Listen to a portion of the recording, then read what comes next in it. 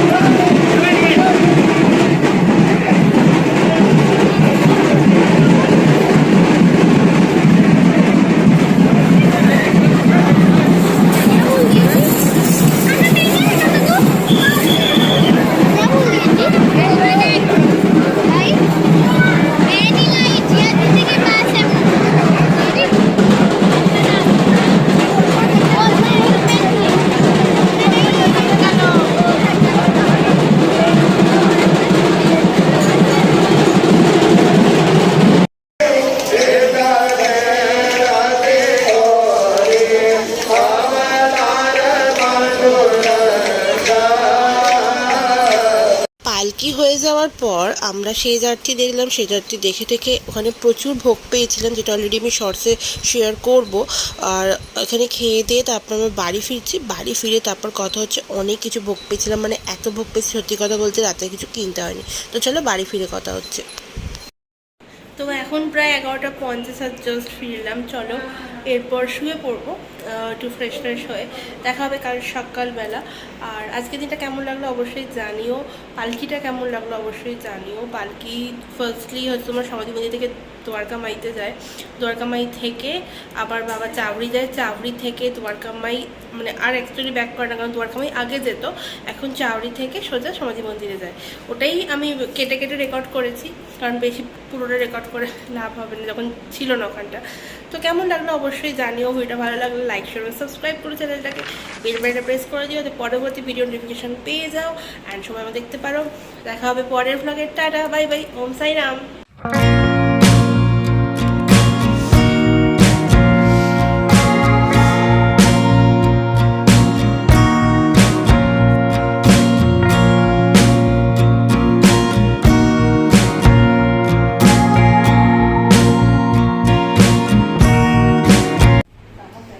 কেমন লাগলো দেখো, তাকাও কেমন লাগলো আজকে? নাইস কুলফি।